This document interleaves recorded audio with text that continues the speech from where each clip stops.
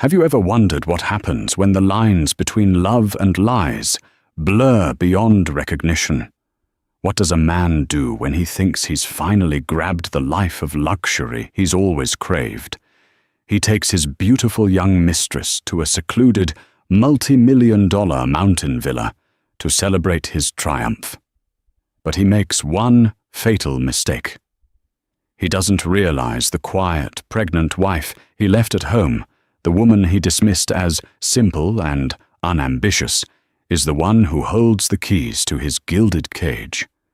He thought the villa was his playground for the weekend. He's about to find out it's her empire, and he just trespassed. Stay tuned for a story of betrayal, so deep, and revenge so complete it will leave you breathless. The scent of roasting chicken and rosemary usually filled their modest Chicago brownstone with a sense of warmth, a feeling Clara Beaumont cherished. It was the aroma of stability, of a life built on simple, shared joys. At 7 months pregnant, these small comforts were her anchor in a sea of physical and emotional change.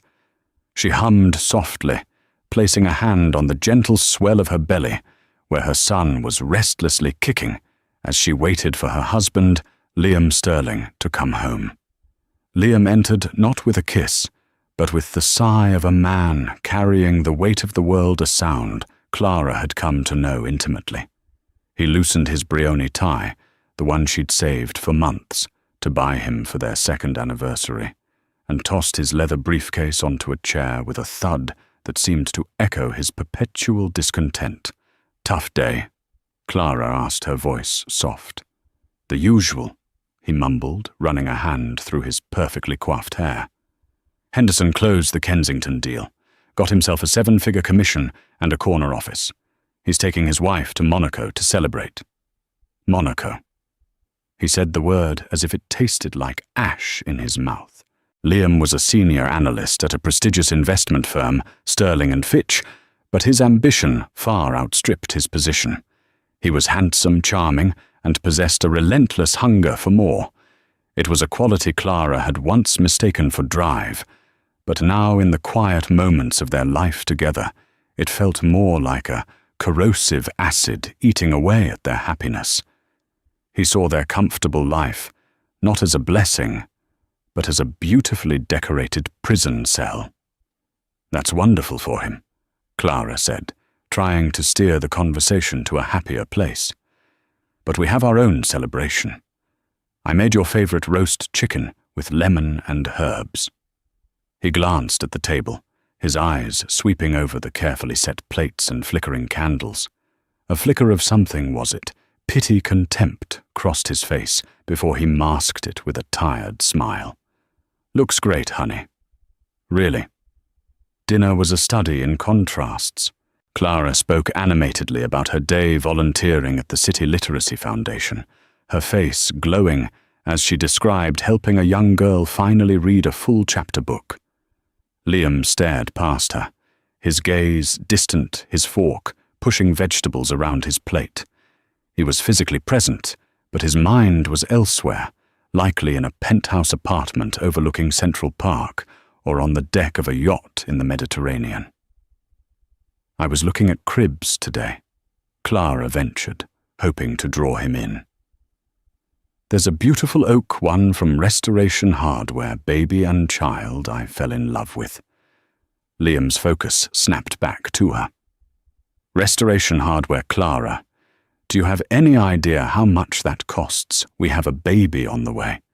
We need to be practical. I saw a perfectly good one at Pottery Barn Kids for half the price." "It was just to look, Liam," she said gently, the familiar sting of his financial reprimands making her heart ache. "I just want the best for him." "We all want the best," he countered, his voice taking on a lecturing tone. "But the best has to be earned. It doesn't just fall into your lap. We're not your parents living off a comfortable pension with no real ambition." The jab at her parents, a retired history professor and a librarian, was unfair and deliberate. They were kind, loving people who had instilled in Clara a love for knowledge, and a belief that a person's worth wasn't measured by their bank account. It was a lesson Liam had never managed to learn. To him, her contentment was a character flaw. Later that night, as Clara lay in bed, she felt the chasm between them should growing wider. Liam was on his laptop, the glow of the screen illuminating the tense set of his jaw. He wasn't working. He was scrolling through the website of a bespoke tailor, a watch forum discussing the merits of a Patek Philippe versus an Audemars Piguet, and a real estate site showcasing sprawling mountain estates. He was window shopping for a life he believed he deserved, a life he was convinced she was holding him back from. The lie she was living felt heavier than ever. The secret she carried was a burden she had chosen to bear out of love, a test she had set for the world. Her grandfather, the legendary industrialist Arthur Beaumont, had been a titan of industry, a man who built an empire from nothing. He had also been a man who saw how wealth could corrupt, how it could poison relationships and attract parasites. Before he passed, he had made her promise to live a normal life for a time, to find a partner who would love Clara Beaumont, the book-loving philanthropist, not Clara Beaumont, the sole heiress to a multi-billion-dollar fortune. She had met Liam at a charity gala she'd attended anonymously. He was charming, intelligent, and seemed utterly captivated by her. He loved her stories about her work, her passion for literature, and her dreams of a simple family. Or so she had thought. Now, 2 years into their marriage, and with their first child on the way, she saw the truth. He didn't love her for who she was. He resented her for what she wasn't, a gateway to the elite world he so desperately wanted to join. Her simple life wasn't a charming quirk to him. It was a roadblock. A week later, Liam came home with an uncharacteristic spring in his step. He kissed her a real kiss this time and presented her with a small bouquet of grocery store carnations. "What's this for?" she asked, a cautious hope fluttering in her chest. "I have incredible news," he announced, his eyes shining with an almost manic energy. "The firm is sending me on a leadership retreat this weekend. It's a huge opportunity. Only the top performers were chosen. It's at this exclusive resort up in the mountains, the Eyrie on Silver Lake. Very high-end. It's the kind of place where big deals are made." Clara's blood ran cold. The Eyrie on Silver Lake. It wasn't a resort. It was a 15,000-square-foot glass and cedar masterpiece of architecture, a fortress of solitude and luxury perched on a mountain she owned. It was her grandfather's final project, his personal sanctuary, and now it was hers. It was the most private and valuable of all the Beaumont properties, its existence known only to a handful of people. There was no corporate retreat. There were no top performers. There was only a lie. She felt the baby kick a sharp, insistent reminder of the life growing inside her, the life she had to protect. She looked at her husband, at his handsome, beaming face, a mask of ambition and deceit, and she forced a smile. "That's amazing, Liam," she said, her voice betraying none of the glacial dread icing over her heart. "I'm so proud of you." The moment the front door closed behind Liam on Friday morning, the facade of the supportive wife crumbled, leaving behind a woman of cold, calculating clarity. The hurt was a physical thing, a crushing weight on her chest, but it was overshadowed by a burgeoning, unfamiliar rage. This wasn't just about infidelity. This was a violation of a sacred space, a desecration of her family's legacy for a tawdry affair. Liam had packed his finest suit, a new bottle of expensive cologne, and a pair of Italian leather shoes he'd hidden in the back of his closet.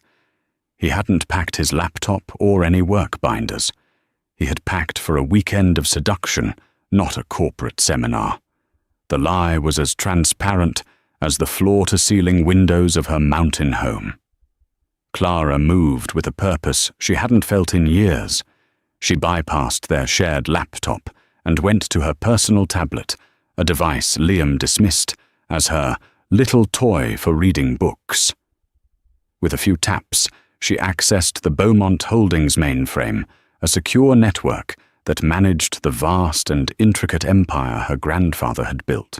Her identity confirmed through a multi-layered biometric scan granted her access to everything from stock portfolios and international real estate holdings to the security feeds of every property she owned. Her fingers flew across the screen. First, she checked the recent charges on the joint credit card Liam used for his business expenses. He was usually meticulous, but in his excitement, he had grown sloppy. There it was, a $3,000 charge from 2 days prior at La Perla, the luxury lingerie boutique. Another charge for an exorbitant dinner for two at Billionaire, a restaurant he'd always claimed was pretentiously overpriced. The timeline was damning. He had been wining, dining, and clothing his mistress in preparation for their weekend getaway. Her next search was more personal. She pulled up the employee roster for Sterling and Fitch. She scrolled through the faces, a grim parade of ambitious young men and women.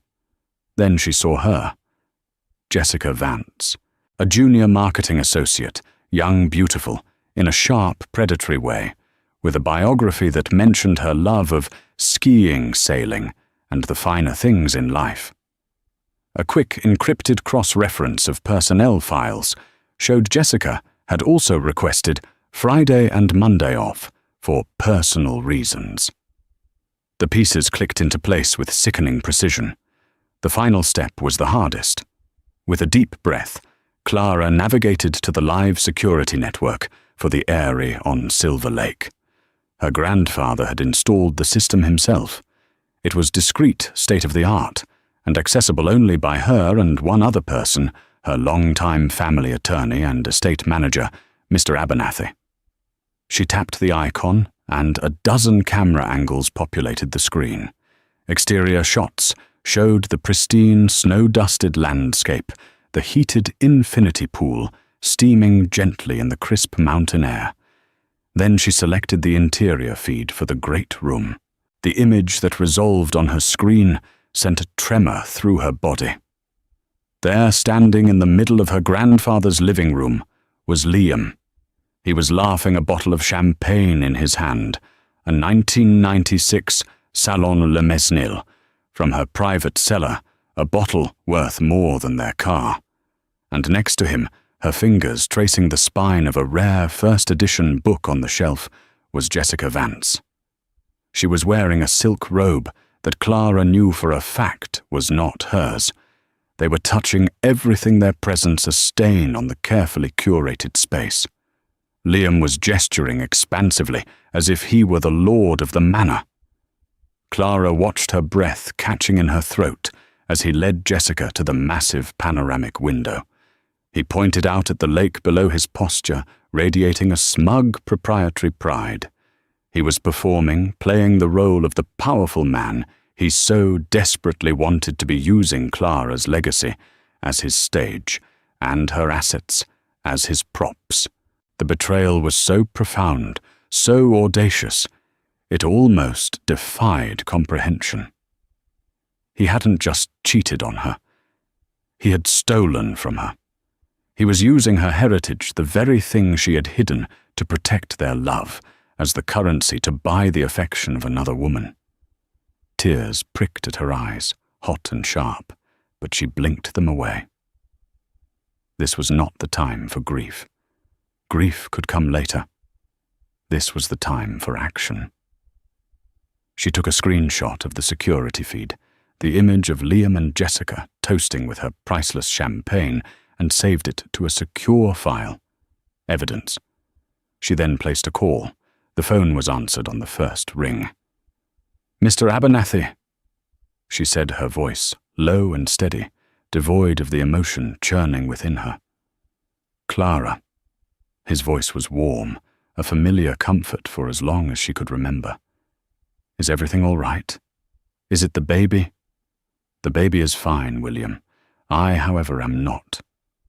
I have a situation, a security breach at the Eyrie.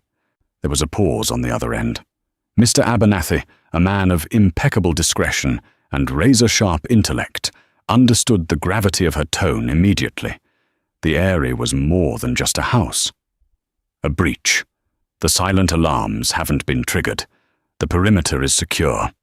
He said, his voice instantly shifting from paternal to professional. The breach is on the inside, Clara explained coolly.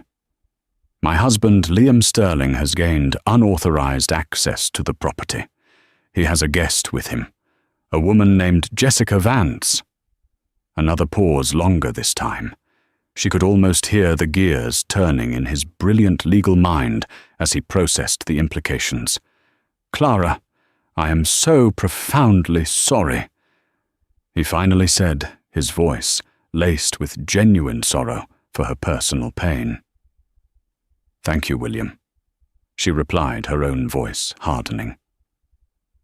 But I am not calling for sympathy. I'm calling for a solution. I need you to assemble a team.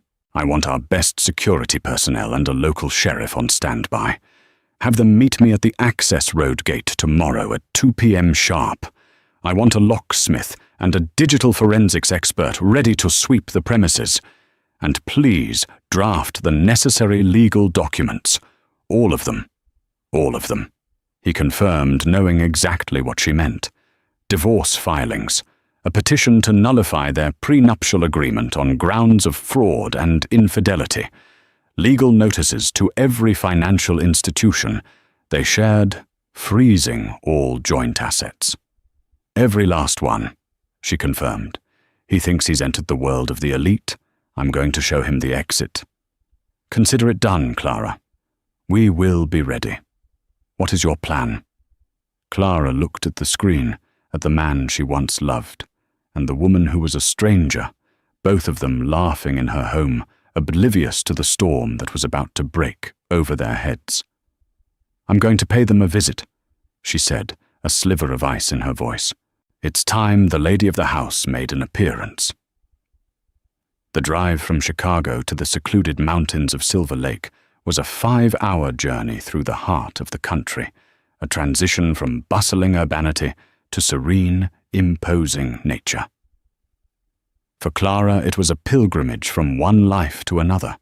She wasn't driving her sensible hybrid sedan.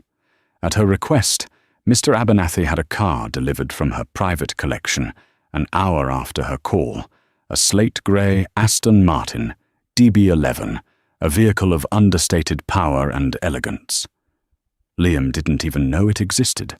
Driving it now felt like slipping back into a skin she had shed for love, a skin she now needed for war. The car devoured the highway, miles with a low predatory growl. Inside the silent leather-clad cabin, Clara was an island of calm, in a swirling vortex of memory and resolve. She thought of her grandfather, Arthur, and his gravelly voice echoing his most frequent warning. Money doesn't change who you are, Clara Bell. It just makes you more of it. A good man becomes a philanthropist. A greedy man becomes a monster. Liam, it seemed, was starving, and he had just walked into a banquet. She had loved him so completely. She had believed in the future they were building, a future centered on family love and shared values, not stock options and luxury brands. She had willingly placed herself in a gilded cage of her own making, hiding her immense resources, all to give their love a chance to be real. And for what? So he could use the very keys to that cage to entertain his mistress? The irony was so bitter, it tasted like poison. As the cityscape gave way to rolling farmlands, and then to the foothills of the mountains, her phone buzzed. It was a text from Liam. Hey honey, this retreat is intense, back-to-back sessions. Barely have a minute to breathe. Hope you and the little guy are doing okay. Love you. The casual cruelty of the lie was breathtaking. She imagined him typing it with one hand, a glass of her champagne in the other, Jessica laughing beside him. She typed back a simple, placid reply. "We're fine. Take care. And learn lots. Love you too." The words felt like shards of glass in her mouth. Every "love you" he had ever uttered now seemed like a calculated move in a long con. Was any of it real? Had he ever looked at her, the real her, and felt anything other than the chafing disappointment of a prospector who thought he'd struck gold but only found pyrite?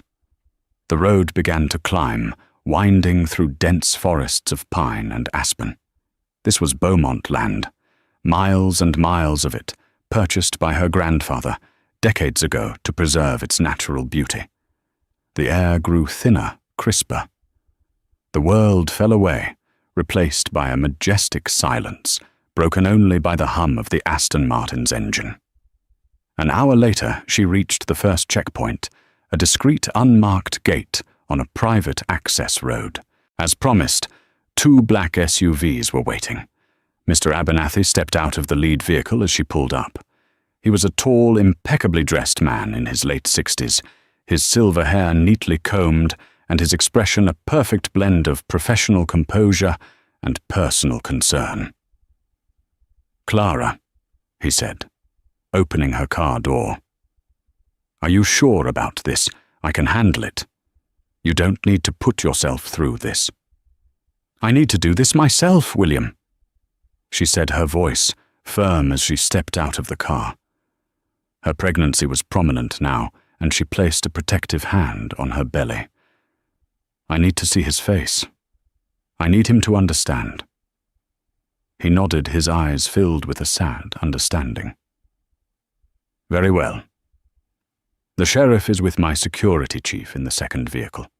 They are under instructions to act only on your direct command. We have a communications jammer active. No one on the property can make or receive calls until we deactivate it. We are in complete control." "Excellent. Let's go," she said. The small convoy proceeded up the winding 3-mile-long driveway. The area was designed for ultimate privacy and security. As they rounded the final turn, the house came into view, and even now its beauty took her breath away. It wasn't a gaudy mansion, but a work of art built of natural stone cedar and vast panes of glass that seemed to merge the structure with the mountainside itself. It was a place of peace, of quiet contemplation, a place Liam and his guest had turned into a cheap motel. They parked out of sight of the main windows. Mr. Abernathy handed her a small, elegant keycard. "This will override the lock Liam used," he said softly. "The house is yours again." Clara took the card. Its cool metallic weight felt like a scepter in her hand. The security team, 2 large, stone-faced men in dark suits, flanked Mr. Abernathy, while the sheriff remained by the vehicles, a silent official presence. "Wait here," Clara instructed them, her voice barely a whisper. "Give me 5 minutes alone with them. Then you can come in." Mr. Abernathy hesitated. Clara is that wise. She looked at him, and for the first time, he saw the full, unyielding force of Arthur Beaumont's will in her eyes. "He is the father of my child, William. I will grant him the courtesy of hearing his downfall directly from me. And I want to see her face when she realizes her sugar daddy's credit line has just been permanently closed." With that, she turned and walked toward the massive cedar door of her house, her steps steady and sure. The pregnant, unassuming wife was gone. In her place stood Clara Beaumont, the billionaire owner, arriving to evict the squatters. The sound of obnoxious, bass-heavy pop music pulsed through the thick cedar door, a profane heartbeat in a house built for silence and symphony. Clara's hand did not tremble as she raised the keycard. The electronic lock chirped a soft, melodic tone, the owner's access chime, and the heavy door swung inward with a silent hydraulic hiss. The scene before her was even more vulgar than the security feed had suggested. Liam and Jessica were dancing, if it could be called that, in the center of the great room. Liam, his tie undone and shirt unbuttoned halfway down his chest, was swaying awkwardly, a half-empty bottle of Macallan 25 from her father's private collection dangling from his fingers. Jessica, clad in a ridiculously small bikini and one of Clara's cashmere throws, was laughing a shrill, unpleasant sound that scraped against the room's perfect acoustics. Empty glasses, a plate of half-eaten imported cheeses, and an overturned bowl of olives littered the surface of a priceless George Nakashima coffee table. They hadn't heard her enter. Clara stood there for a long moment, a silent spectre in the doorway, letting the tableau of their cheap desecration burn itself into her memory. This was the fire that would fuel her resolve. She cleared her throat. It was not a loud sound, but in the sudden absence of music, she'd disabled the Sonos system from her phone. The moment she was inside, it cracked through the room like a bullwhip. They froze. Liam turned first, a drunken, lopsided grin on his face, ready to greet what he probably assumed was a housekeeper he hadn't been told about. The grin vaporized when he saw her. His face drained of all color, leaving a pasty, slack-jawed mask of pure shock. He looked from Clara's stony face to her swollen belly, and his eyes widened in horror as if seeing them both for the first time. "Clara," he stammered, his voice a strangled whisper. The whiskey bottle slipped from his grasp and thudded onto the plush Tibetan rug, a dark stain spreading instantly. What are you doing here? How did you get here?" Jessica, meanwhile, was recovering from her initial surprise with belligerent arrogance. She pulled the cashmere throw tighter around her shoulders, glaring at Clara with open hostility. "Who the hell are you?" she demanded, looking to Liam. "Is this your crazy ex-wife or something?" Clara ignored her completely. Her eyes, cold as the mountain lake outside, were locked on Liam. "I should ask you the same question, Liam," she said, her voice dangerously calm. "What are you doing here? I believe you told me you were at a corporate leadership retreat." Liam scrambled for a lie, his mind visibly malfunctioning under the pressure.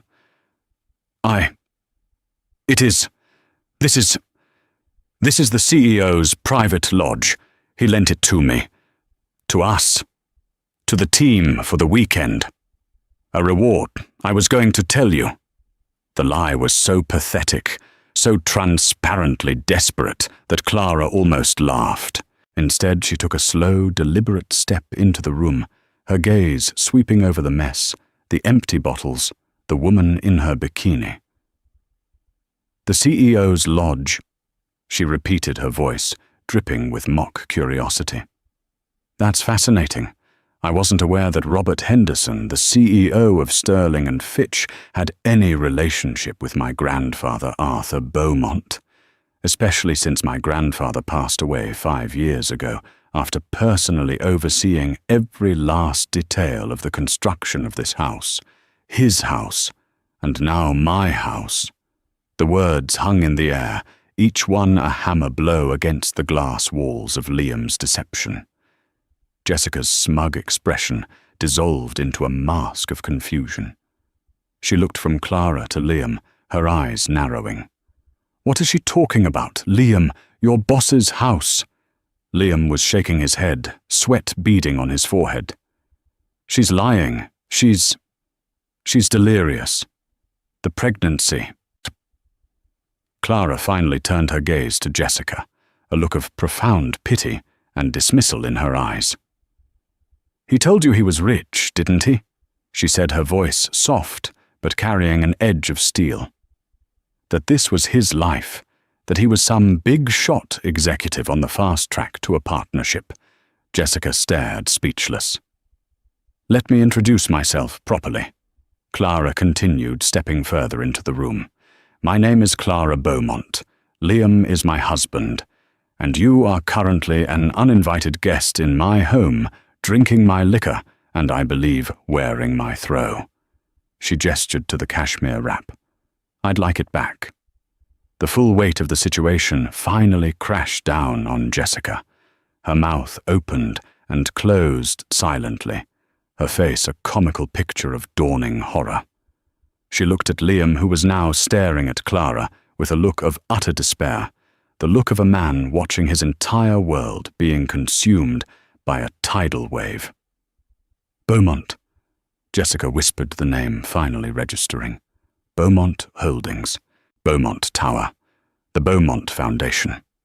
It was a name synonymous with old money and immense power in Chicago. No. No way.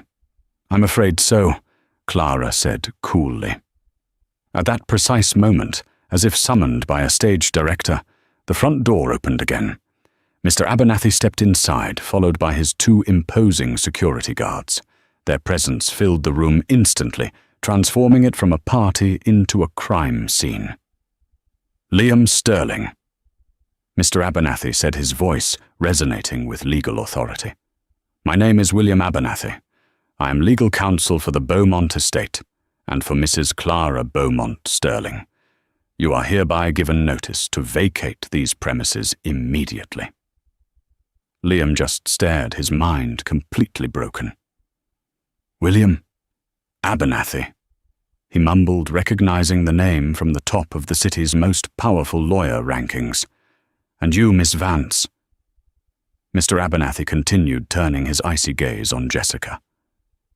You are trespassing. I would advise you to gather your belongings and leave before my client decides to press charges. Jessica, galvanized by fear, scrambled to collect her purse and phone from the couch. She didn't even look at Liam. Her dream of a wealthy benefactor had just exploded in the most humiliating way possible. She scurried past the security guards and out the door without a backward glance, the cashmere throw left in a heap on the floor. Now it was just Clara and Liam, with the silent, watchful presence of her team. The silence stretched thick with ruin. Why? Liam finally choked out, his voice cracking. Why would you hide this from me, all this? He gestured wildly at the room, at the view, at the impossible luxury surrounding them. This was my dream, and you had it all along. You let me struggle. You let me feel like a failure. The sheer, unadulterated narcissism of his question was the final blow to whatever lingering affection Clara might have had. Your dream, she said, her voice rising for the first time, laced with a fury that was cold and absolute. Your dream was to have things. My dream was to have a partner, a husband who loved me, Clara, not a balance sheet. I didn't want a man who was only with me for what I could buy him. I wanted a man who would build a life with me, a real life. I gave you that chance. I gave you all of me. She took a step closer, her eyes blazing. And you, what did you do? The moment you thought you had a taste of this life, you used it to betray me. You brought another woman into our lives, into my home, while I am carrying your son. You accuse me of letting you struggle, you pathetic, greedy little man. You have no idea what a real struggle is. But you're about to find out. She turned to Mr. Abernathy. William, escort Mr. Sterling from the property. He is not to take anything with him but the clothes on his back. His access to our home in the city is to be revoked, and all joint accounts have been frozen effective immediately. He will be served with divorce papers by Monday morning. Liam's face crumpled. The arrogant confidence was gone, replaced by the raw, primal terror of a man who has just lost everything. Clara, no, please. I love you. It was a mistake. A stupid, meaningless mistake. Don't do this. Think about the baby. Oh, I am, Clara said, her voice dropping back to an icy whisper as she placed a hand on her belly. I am thinking of nothing but this baby, and I will not raise him in a house with a man like you. I will not have his father be a liar, a cheat, and a thief. She turned her back on him, a gesture of final and complete dismissal. "Get him out of my house." The security guards moved forward, each taking one of Liam's arms. He didn't resist. He was utterly broken. As they led him past her towards the door, his eyes filled with tears of self-pity pleaded with her. She did not look at him. She kept her gaze fixed on the magnificent view out the window, the serene, beautiful lake that was hers, the future that was hers. The last thing Liam saw of his wife was her regal, unyielding silhouette against the mountain vista he had so desperately coveted. Then the door closed, and he was left with nothing. The crisp mountain air felt like a slap in the face as the security guards deposited Liam Sterling on the gravel of the driveway. The heavy cedar door of the Airy clicked shut behind him with an air of finality, the sound of his entire world locking him out. He stood there for a moment, disoriented, the pop music from his tryst still a faint, mocking echo in his mind. The black SUVs started their engines, their headlights cutting through the encroaching twilight, and drove away without a backward glance, leaving him utterly alone in the wilderness. His first instinct was to call someone. He fumbled for his phone, his hands shaking so violently he almost dropped it.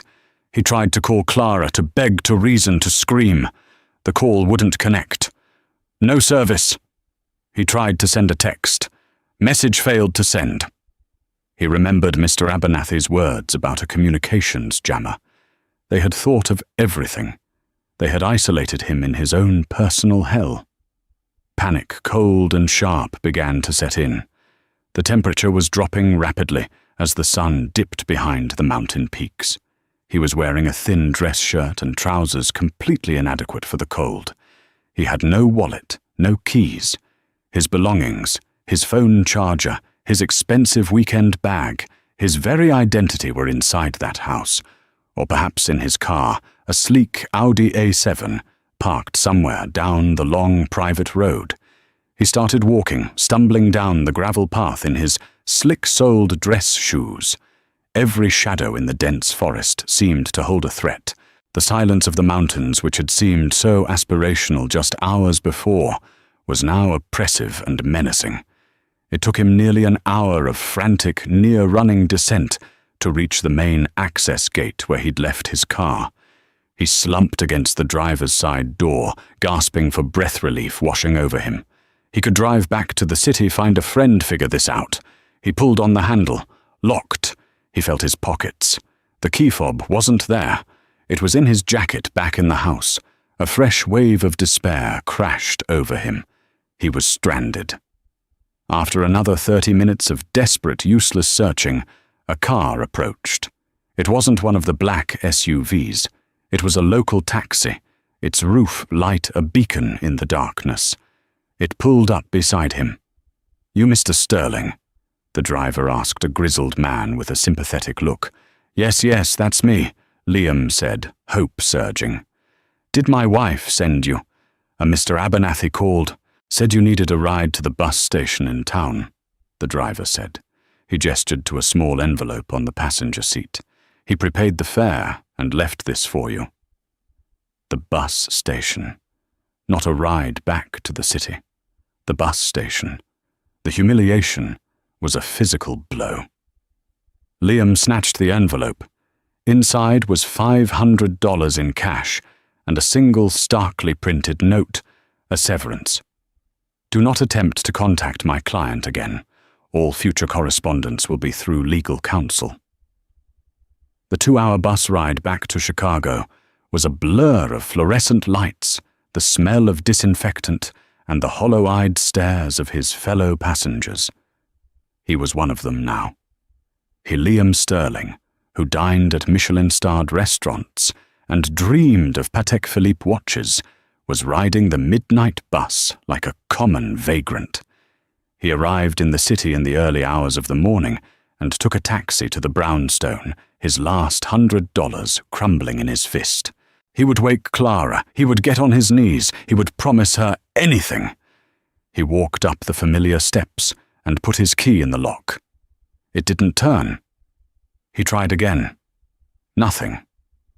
He looked closely and saw the telltale scratches of a brand new deadbolt. The locks had already been changed. He banged on the door, his voice hoarse. "Clara, Clara, it's me. Let me in. Please, let's just talk." No response.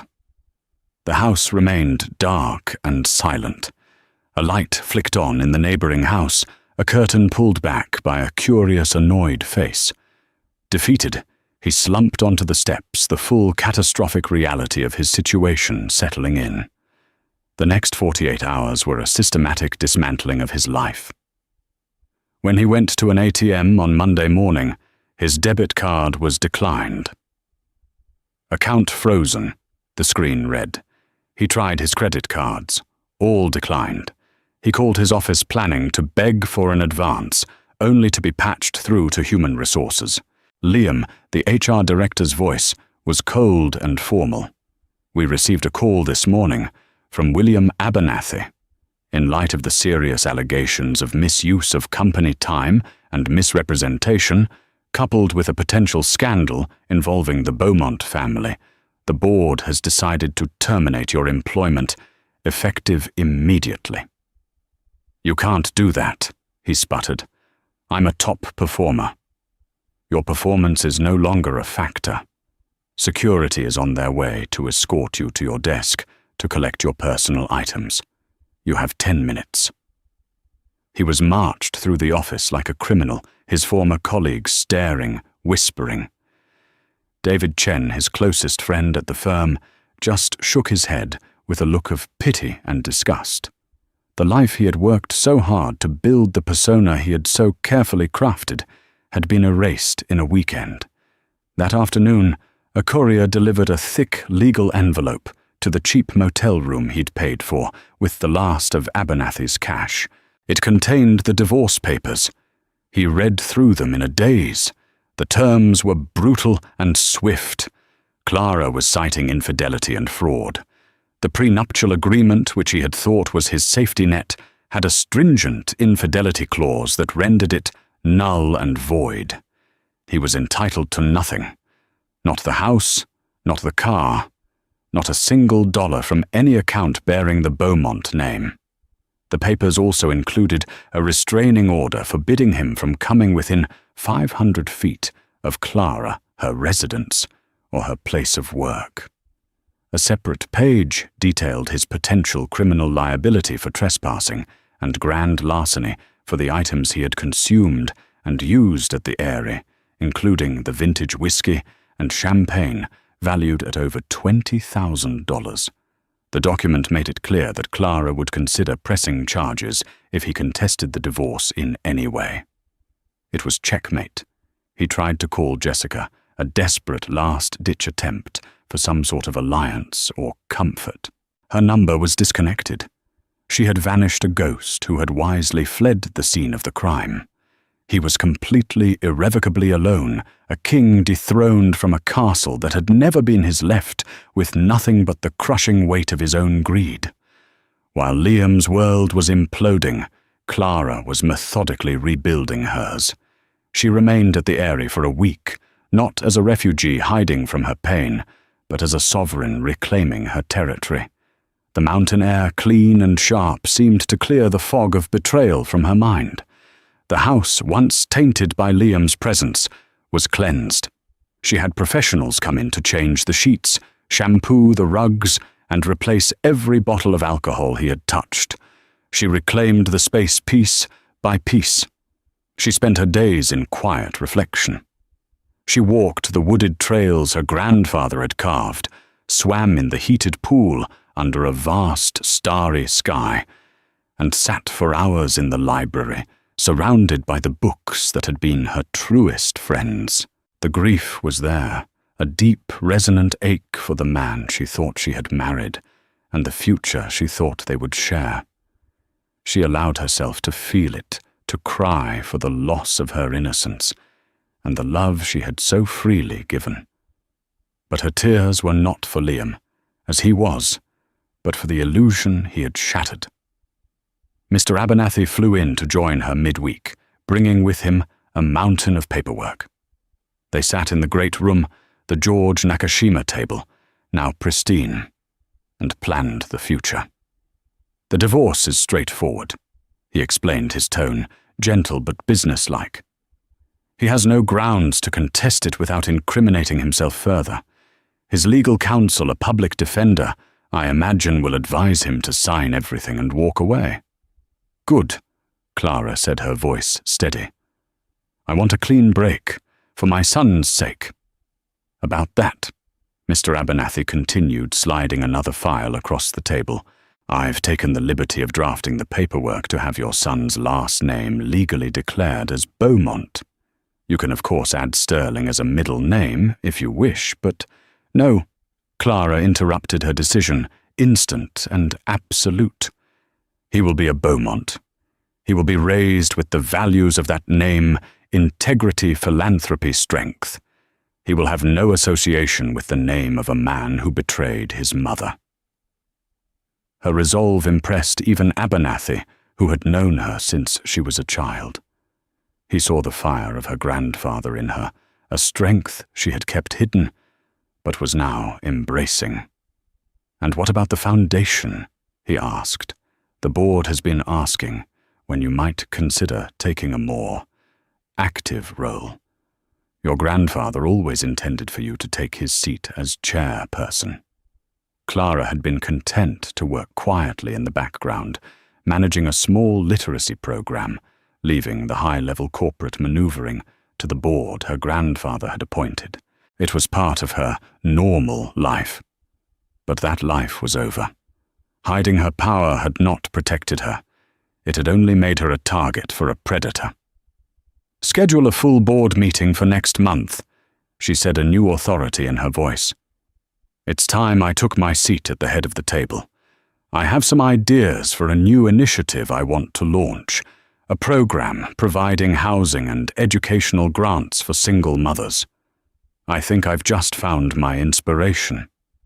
The days at the Eyrie were not just about legal strategy, they were about healing. She spoke to her parents, telling them a sanitized but truthful version of events. They were heartbroken for her, but their unconditional love and support were a balm on her wounded spirit. They promised to come and stay with her as soon as she returned to the city. On her last day at the mountain house, Clara stood on the balcony overlooking the lake. The sun was rising, painting the sky in hues of pink and gold. She placed both hands on her belly, feeling the strong, steady movements of her son within. He was her future. He was her legacy. Liam had been a chapter in her life, a painful lesson in judgment. But he would not be her story. Her story was just beginning. She was not just the heartbroken wife anymore. She was Clara Beaumont, the chairperson of the Beaumont Foundation, a mother-to-be and the master of her own vast fortune and destiny. She had retreated to the mountains as a victim of deceit, but she would descend as a queen, returning to her throne. 6 months later, the city of Chicago buzzed with news of the Beaumont Foundation's latest and most ambitious project, the Phoenix Initiative. The program, personally spearheaded by the Foundation's new and surprisingly dynamic chairperson, Clara Beaumont, was dedicated to empowering single mothers by providing them with secure housing, childcare, and scholarships for higher education and vocational training. Clara, now in the final weeks of her pregnancy, was a force of nature. She was on the cover of Forbes magazine, not as an heiress, but as a visionary philanthropist changing lives. The media portrayed her as a symbol of grace and strength, a woman using her immense resources to lift others up.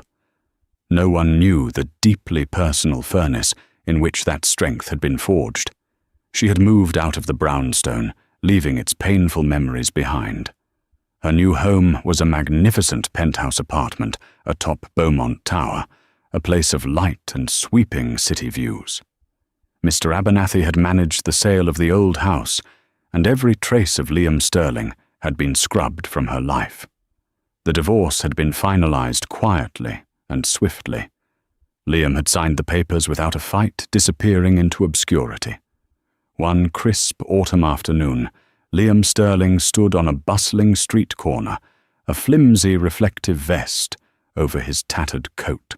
His job was directing traffic around a construction site, a soul-crushing minimum-wage existence.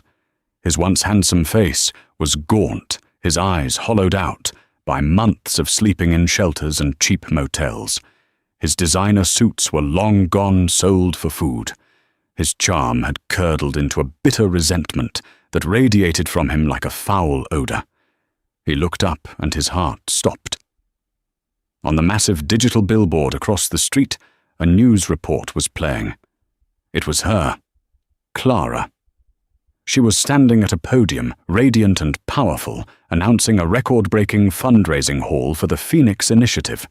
She looked more beautiful than he had ever seen her, her pregnancy only adding to her aura of serene confidence. The camera zoomed in on her face as she smiled, a genuine luminous smile he realized he hadn't seen in years. A co-worker nudged him. "Hey Sterling, stop gawking and spin the sign you're holding up traffic." Liam turned away from the billboard. The image of his ex-wife's triumph burned into his retinas. He was invisible to her, a ghost from a past she had decisively conquered. He had craved a view from the top, and in a way he had gotten it. He was at the very bottom, looking up at the woman he had thrown away, watching her soar in a stratosphere he could never hope to reach. Miles above him, in her penthouse apartment, Clara stood in a newly finished nursery. The room was painted in soft shades of cream and blue, with a mural of a gentle mountain landscape on one wall, a subtle homage to the eyrie where her new life had begun. The beautiful oak crib from Restoration Hardware she had once dreamed of was assembled in the corner, waiting. She looked out the vast window at the city sprawling below her, a kingdom of glass and steel. She felt a gentle kick from within, and smiled, placing a hand on her belly. She was no longer afraid of her wealth or her power. She had learned that they were not a liability to be hidden, but a tool to be wielded, a legacy to be honored. She had wanted a man to build a life with, but she had discovered she was more than capable of building an empire on her own. Her son would be born into love, strength, and integrity. He would be born a Beaumont. And as the city lights began to twinkle to life, Clara knew with absolute certainty that this was not an ending. This was the dawn. That was the story of Clara Beaumont, a woman who had her world turned upside down by the ultimate betrayal, only to find the unshakable strength that was inside her all along. It's a powerful reminder that sometimes the most devastating moments in our lives are the ones that force us to become the person we were always meant to be. Liam Sterling's greed led him to a gilded cage, but he failed to realize that Clara held the only key. What would you have done in Clara's position? Would you have sought revenge, or would you have focused on building a new, better future? We'd love to hear your thoughts in the comments below. If this story of deception, empowerment, and ultimate justice resonated with you, please give this video a like and share it with someone who loves a story of a true queen taking back her throne. And don't forget to subscribe to our channel and hit the notification bell so you won't miss our next real-life drama.